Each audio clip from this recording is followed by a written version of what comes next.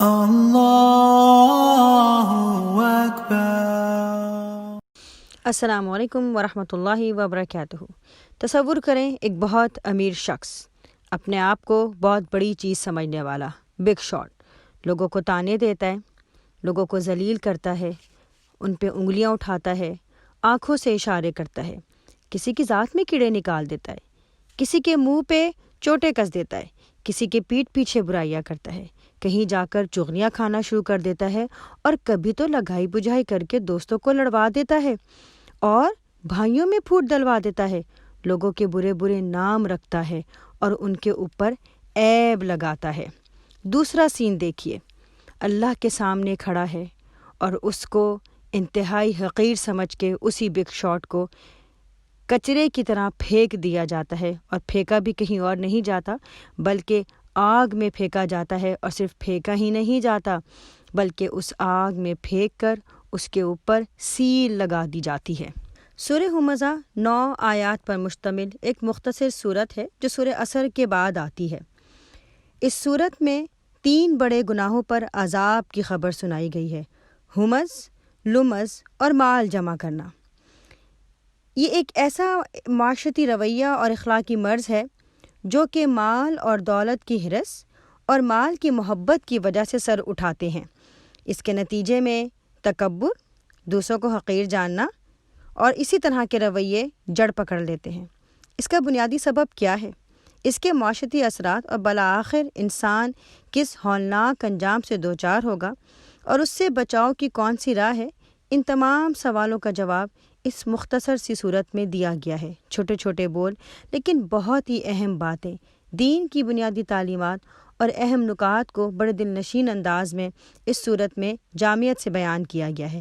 وَيْلٌ لِكُلِّ ہُمَزَةٍ لُمَزَةٍ، تباہی ہے ہر اس شخص کے لیے جو منہ در منہ لوگوں پر تان اور پیٹھ پیچھے برائیاں کرنے کا خوگر ہے۔ ویل کے معنی ہلاکت اور تباہی کے بھی ہیں اور مذمت اور برائی کے بھی، یعنی ویل کے الفاظ سے ہلاکت اور تباہی کی خبر دی جا رہی ہے اور اس کی مذمت بھی کی جا رہی ہے۔ ان 2 صفات ہمزہ اور لمزہ، یہ دونوں الفاظ ایک دوسرے سے اتنے قریب تر ہیں کہ کبھی ایک کو کہہ کے دوسرا معنی لیا جاتا ہے اور کبھی دوسرے کو کہہ کے ایک کے معنی لے لیے جاتے ہیں، اور ان الفاظ میں ہا جو لگی ہے اس میں مبالغہ پیدا ہوتا ہے۔ انسانوں کی برائی کرنا، طعنے دینا، مذاق اڑانا، ان کے منہ پر یا ان کی غیر حاضری میں ان کے عیب بیان کرنا، یہ ساری چیزیں ان دونوں الفاظ کے اندر شامل ہیں۔ حضرت ابن عباس کے قول کے مطابق ہمزہ تو وہ ہے جو سامنے برائی کو بیان کرے، طعنے دے، برا بھلا کہے، اور لمزہ وہ ہے جو غیبت کی شکل میں ہو، جب انسان سامنے نہ ہو اس کے پیٹھ پیچھے برائی کی جائے۔ اس میں اصل چیز کسی کی عیب چینی اور طعنہ زنی ہے، اور اس کا اظہار خواہ جس طریقے سے بھی ہو، الفاظ کے ذریعے ہو، تحریر کے ذریعے ہو، اداؤں کے ذریعے ہو، یا اشاروں کے ذریعے، یا صاف بات نہ کہی جائے بلکہ اشاروں میں کہا جائے۔ مثلا کسی کو کہا جائے بڑا سخی بنا پھرتا ہے، بظاہر تو اس میں کوئی الزام نہیں لگایا گیا لیکن اس میں طعنہ بھی ہے اور طنز بھی۔ ہمز اور لمز دونوں ہی سخت گناہ ہیں۔ غیبت کی سزائیں قرآن و حدیث میں زیادہ ہیں، جس کی وجہ یہ بھی ہو سکتی ہے کہ اس گناہ کی مشغولیت میں کوئی رکاوٹ سامنے نہیں ہوتی، جو اس میں مشغول ہو تو بڑھتا چڑھتا ہی چلا جاتا ہے، اس لیے گناہ بڑے سے بڑا اور زیادہ سے زیادہ ہوتا جاتا ہے۔ اس کے برخلاف آمنے سامنے کہنے کے لیے وہاں دوسرا بھی مدافعت کے لیے تیار ہوتا ہے، اس لیے گناہ میں مدد نہیں ہوتی۔ اس کے علاوہ کسی کے پیچھے اس کے عیب کا ذکر کرنا اس لیے بھی بڑا جرم ہے کہ اس کو خبر بھی نہیں کہ مجھ پہ کیا الزام لگایا جا رہا ہے کہ وہ اپنی صفائی پیش کرے۔ ایک حیثیت سے لمز زیادہ شدید ہے، کسی کے روبرو اس کو برا بھلا کہنا، اس کی توہین اور اس کی تذلیل کرنا کے ساتھ ساتھ اس کے اندر اس کو تکلیف دینا بھی شامل ہے، اسی وجہ سے اس کا عذاب بھی شدید ہے۔ اللہ کے نبی صلی اللہ علیہ وآلہ وسلم نے فرمایا، اللہ کے بندوں میں بدترین وہ لوگ ہیں جو چغل خوری کرتے ہیں، دوستوں کے درمیان فساد ڈلواتے ہیں اور بے گناہ لوگوں کے عیب تلاش کرتے ہیں۔ حضرت انس رضی اللہ عنہ سے روایت ہے، رسول اکرم صلی اللہ علیہ وآلہ وسلم نے فرمایا، جب مجھے معراج کرائی گئی تو میرا گزر ایسے لوگوں کے پاس سے ہوا جن کے ناخن تانبے کے تھے، جن سے وہ اپنے چہروں اور سینوں کو زخمی کر رہے تھے۔ میں نے کہا اے جبریل علیہ السلام یہ کون ہے؟ انہوں نے عرض کیا یہ وہ لوگ ہیں جو لوگوں کا گوشت کھاتے ہیں اور ان کی عزتوں پر حملہ کرتے ہیں۔ اسی طرح اللہ کے نبی صلی اللہ علیہ وسلم نے فرمایا ہر مسلمان کا دوسرے مسلمان پر خون، عزت اور مال حرام ہے۔ ہمز اور لمز وہ دو خرابیاں ہیں جن کی وجہ سے انسان اپنے بارے میں غرور اور زوم پاتا ہے اور دوسروں کے لیے حقارت، جو کہ تکبر کا لازمی حصہ ہے۔ تکبر کی تعریف کیا ہے؟ دوسروں کو حقیر خیال کرنا اور اپنے آپ کو بڑا سمجھنا، لوگوں کو برا کہنا، ان کو طعنے دینا اور ان کی غیبت کرنا، ان سب کا مال اور دولت سے بڑا گہرا تعلق ہے۔ اسی لیے اس صورت میں اللہ سبحانہ و تعالی نے آگے فرمایا الذی جمع مالا وعددہ، جس نے مال جمع کیا اور اسے گن گن کر رکھا۔ جب دولت کسی کے پاس آتی ہے تو وہ دولت ہی کو سب کچھ سمجھتا ہے۔ وہ لوگ جن کے پاس دولت نہیں ہوتی، جو اس کے ہم رتبہ اور ہم حیثیت نہیں ہوتے، وہ ان کو اپنے سے کم تر اور حقیر سمجھنے لگتا ہے۔ وہ دولت ہی کو زندگی کا مقصد سمجھتا ہے اور پھر وہ دوسروں کی عزت نفس پر ہاتھ ڈالنا شروع کر دیتا ہے۔ ان دونوں کا آپس میں بڑا گہرا تعلق ہے۔ مال جمع کرنا کوئی بری شے نہیں ہے۔ مال کا کمانا، مال کو اپنے پاس رکھنا یہ خود کوئی برائی نہیں ہے، لیکن مال کو مقصد بنانا، اس سے محبت کرنا، اس کے پیچھے پوری زندگی لگا دینا اور وہ زندگی جو برف کی طرح پگھل رہی ہے، یہ بڑے خسارے کا سودا ہے۔ جو مال کو اس طرح جمع کرتا ہے کہ جیسے وہ مال کا بندہ بن گیا ہے۔ ہم احادیث میں دیکھتے ہیں کہ اللہ کے نبی صلی اللہ علیہ وسلم نے اس کی طرف اشارہ کیا ہے، فرماتے ہیں کہ وہ مال کا بندہ بن جاتا ہے، کبھی درہم و دینار کا بندہ فرمایا ہے اور کبھی اس کو کپڑے کا بندہ بنایا ہے، اور ساتھ میں یہ بھی فرمایا ہے کہ ایسے افراد ہلاک اور برباد ہو جائیں گے۔ حضرت کعب رحمۃ اللہ علیہ فرماتے ہیں دن بھر تو وہ مال کمانے کی ہائے وائے میں لگا رہا اور رات کو سڑی بھوسی لاش کی طرح پڑا رہا۔ مال بذات خود اللہ کی ایک نعمت ہے۔ مال کے ذریعے ہی زندگی برقرار ہوتی ہے۔ مال خرچ کر کے ہی آدمی اللہ سبحانہ و تعالیٰ کی رضا حاصل کر سکتا ہے اور 700 گنا اجر اور اس سے بھی زیادہ حاصل کر سکتا ہے۔ کوئی شخص اللہ کی رضا اور اللہ کی مرضی کے مطابق اپنے نفس، اپنے اہل و عیال، غریبوں اور یتیموں کے حقوق ادا کرے اور دین اور جہاد کے معاملات میں صحیح طریقے سے خرچ کرے تو وہی مال اس کے لیے جنت کا ذریعہ بن سکتا ہے۔ مال کا مطلب صرف روپیہ پیسہ نہیں ہے، بلکہ مال سے مراد دنیا کا سارا مال و اسباب ہے۔ بلکہ بعض جہاں تو یہ بھی کہا گیا کہ مال کا مطلب تو پوری دنیا ہے، کیونکہ دنیا میں جو کچھ بھی حاصل ہوتا ہے وہ مال کے ذریعے ہی حاصل ہوتا ہے۔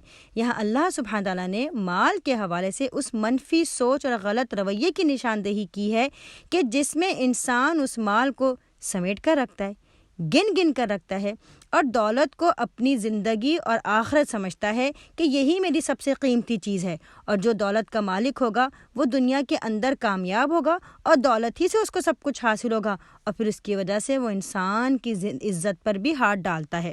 آیت میں لفظ استعمال کیا گیا ہے عددہ، عدد اردو زبان میں بھی ہم استعمال کرتے ہیں، جس کے معنی ہے گن گن کر رکھنا۔ ایک معنی تو یہ ہو سکتے ہیں کہ آدمی بس یہی سمجھتا رہے کہ میں دولت جمع کروں تاکہ وہ کل میرے کام آئے۔ دوسرے معنی یہ بھی ہو سکتے ہیں کہ وہ اتنا زیادہ مال اس کے پاس ہے کہ وہ اس کو جمع کر کر کے رکھ رہا ہے۔ تیسرے یہ بھی معنی ہو سکتے ہیں گننے کے کہ وہ مال سے اتنی محبت کرتا ہے کہ صبح و شام اس کو یہی فکر لاحق رہتی ہے کہ میں نے آج کیا کمایا، دن بھر میں کیا کماؤں گا، رات بھی اسی فکر میں گزرتی ہے، صبح بھی اسی فکر میں ہوتی ہے۔ اسے افسوس اسی نقصان کا ہوتا ہے جو دنیا کے اندر اس کے مال میں ہو۔ خوشی ہوتی ہے تو اسی سے ہوتی ہے، اس کو نفع حاصل ہوتا ہے تو وہ اسی کو سمجھتا ہے۔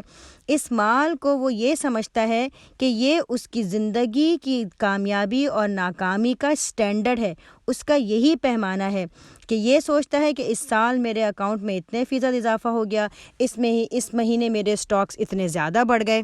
مال جمع کرنے کا بنیادی سبب اگلی آیت میں بیان کیا گیا، یحسب ان مالہ اخلدہ، وہ سمجھتا ہے کہ اس کا مال ہمیشہ اس کے پاس رہے گا۔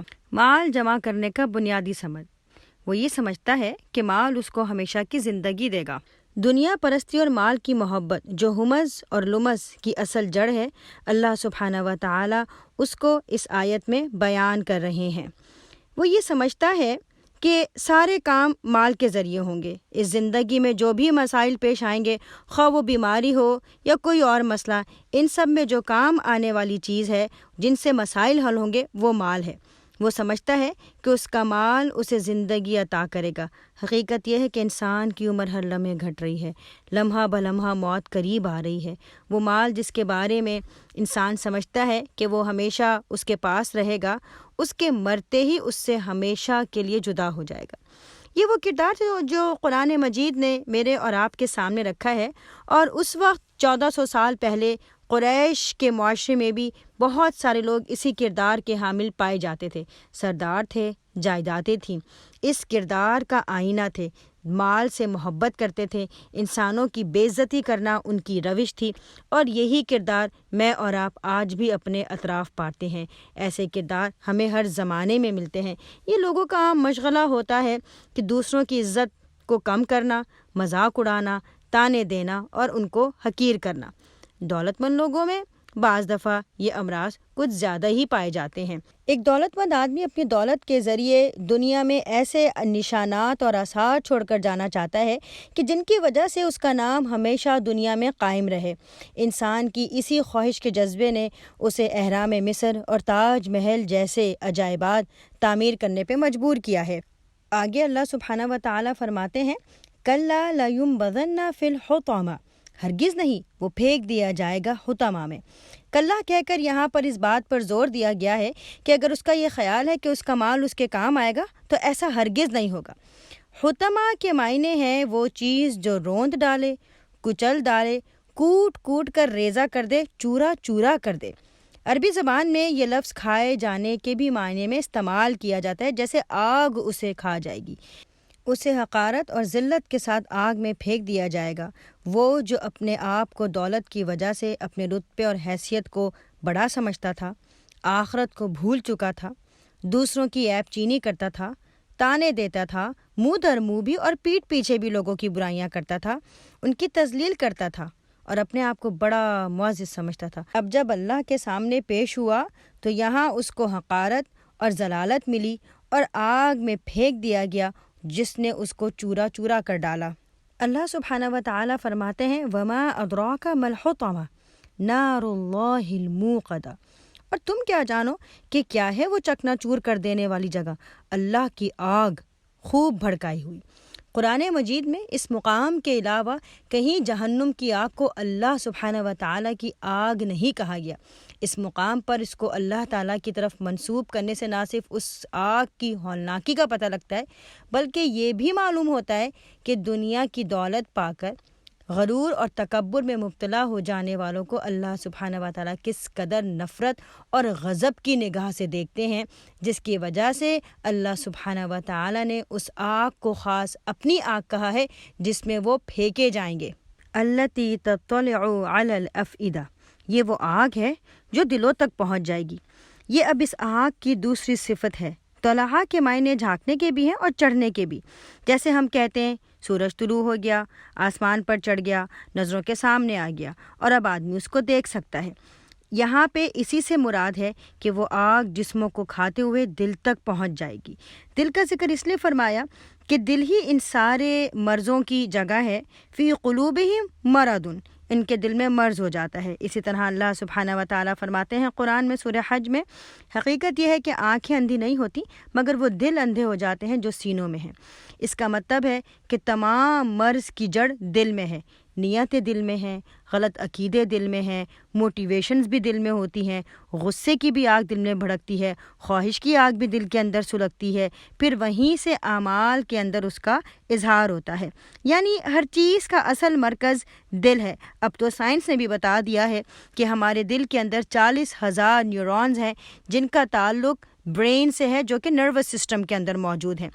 اسی لیے اللہ سبحانہ تعالیٰ نے فرمایا کہ قیامت کے دن جو قلب سلیم لے کر آئے گا، ایک صالح اور متقی دل، وہی نجات پائے گا۔ جب اعمال پیش ہوں گے تو اللہ سبحانہ و تعالیٰ چھوٹے سے چھوٹے عمل، نیکی اور بدی کو بھی دیکھ لے گا۔ جو کچھ دلوں کے اندر ہے، جو کچھ سینوں کے اندر ہے، وہ بھی کھول کر سامنے رکھ دیا جائے گا، حتیٰ کہ نیتیں بھی سامنے آ جائیں گی۔ اب جب انسان اپنے مال اور اپنی حیثیت اور رتبے کے بلبوتے پہ دوسروں کو حقیر سمجھتا ہے، اپنے آپ کو بڑا سمجھتا ہے، مال کی محبت میں گرفتار ہے، کنجوسی اور بخل اس کا شعار ہے، تو یہ سب کیا ہے؟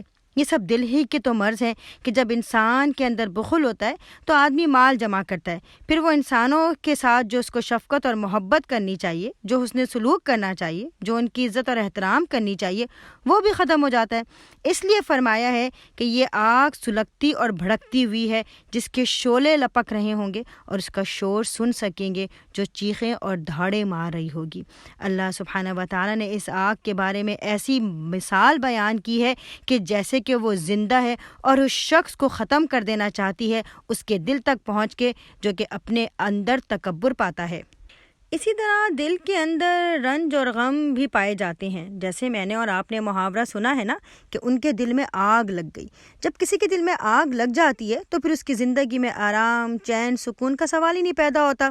یہ ہماری زبان میں محاورہ عام بولا جاتا ہے، یعنی کہ زندگی کا مزہ خراب ہو گیا، کوئی بڑی سخت مصیبت آدمی کے اوپر طاری ہو گئی ہے، یعنی دل میں وہ آگ لگی ہے جس کے وجہ سے اس کی زندگی میں چین اور سکون ختم ہو گیا ہے۔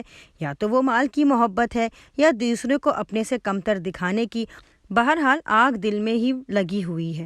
بعض علماء کہتے ہیں کہ اب جب کہ انسان نے الٹرا وائلٹ ریز اور ایکس ریز کو ایجاد کر لیا ہے تو اب تو بہت آسانی سے سمجھا جا سکتا ہے کہ وہ آگ اصل میں جسم کو جلاتی نہیں ہے بلکہ وجود کو چیرتی ہوئی اس کی تپش اندر تک پہنچ جاتی ہے۔ اللہ سبحانہ و تعالیٰ آگے فرماتے ہیں انہا علیہم مؤصدہ، وہ ان پر ڈھانک کر بند کر دی جائے گی۔ موصدہ کے معنی ہے کہ جیسے ڈھانک کر بند کر دیا گیا، یہ ایسے ہی ہے کہ جیسے بھٹے کے اندر اینٹیں سلگائی جاتی ہیں، اینٹیں پکاتے ہوئے ان کو بند کر دیا جاتا ہے۔ میں اور آپ بہت آسانی سے سمجھ سکتے ہیں، جیسا کہ جب اپنے اوون میں چکن کو یا کیک کو بیک کر رہے ہوتے ہیں تو ہم اس کے ڈھکنے کو بند کر دیتے ہیں۔ کیوں کرتے ہیں؟ کہ آگ ضائع نہ ہو اور ساری کی ساری آگ اور اس کی حرارت اس کو پکانے کے اندر استعمال ہو۔ جیسے ہم اپنے کھانا پکاتے ہوئے پتیلی کا ڈھکنا بھی کور کر دیتے ہیں تاکہ کھانا اچھی طرح پکے اور آگ ضائع نہ ہو۔ اللہ سبحانہ و تعالیٰ نے اس آیت میں یہی تصویر میرے اور آپ کے سامنے پیش کی ہے کہ اس طرح کے لوگوں کو آگ میں ڈال کر کھلا نہیں چھوڑا جائے گا بلکہ جلانے کے لیے بند کر دیا جائے گا کہ ان کو پوری طرح سے اس آگ کی حرارت اور عذاب محسوس ہو۔ آخری آیت میں اللہ سبحانہ تعالیٰ فرماتے ہیں فی عمد ممددہ، اس حالت میں کہ وہ اونچے اونچے ستونوں میں گھرے ہوئے ہوں گے۔ یہاں پہ اللہ سبحانہ تعالیٰ نے بندھے ہوئے کا لفظ استعمال تو نہیں کیا، مگر قرآن مجید کی تفسیر میں مختلف علماء نے اس کی وضاحت فرمائی ہے کہ اس طرح کے لوگ زنجیروں کے ساتھ جکڑے ہوئے ہوں گے، اگر وہ وہاں سے بھاگنا چاہیں تو بھاگ نہ سکیں گے، نکلنا چاہیں تو نکل نہیں سکیں گے، بلکہ اس آگ کے اندر بند کر دیے جائیں گے۔ اصل چیز جو انسان کے پاس ہے وہ مہلت عمل اور وقت ہے۔ یہ وقت اللہ سبحانہ و تعالیٰ نے اس لیے دیا ہے کہ ہم اس کو اس امتحان کے لیے استعمال کریں جس میں اللہ سبحانہ و تعالیٰ نے مجھے اور آپ کو ڈالا ہے۔ یہ امتحان دراصل اس چیز کا ہے کہ ہم اپنے ارادے سے نیکی کا راستہ اختیار کریں اور برائی کے راستے کو ترک کریں۔ ہماری فطرت میں اللہ سبحانہ و تعالیٰ نے نیکی اور بدی کی پہچان بھی ڈال دی ہے اور ساتھ میں اس کی طرف میلان بھی رکھا ہے۔ ہم نیکی سے محبت کرتے ہیں اور برائی کو برا سمجھتے ہیں۔ اللہ سبحانہ و تعالیٰ نے اس راستے میں میرے اور آپ کے لیے کوئی رکاوٹ نہیں رکھی، لیکن اگر کوئی رکاوٹ ہے تو وہ دنیا ہے یا وہ مال ہے۔ انسان کو دنیا میں رہنا بھی ہے، دنیا کو برتنا بھی ہے اور اللہ سبحانہ و تعالیٰ کی شریعت پر عمل کر کے اس کی رضا کو حاصل بھی کرنا ہے، اور یہی دنیا اس کی جنت میں جانے کا راستہ ہے۔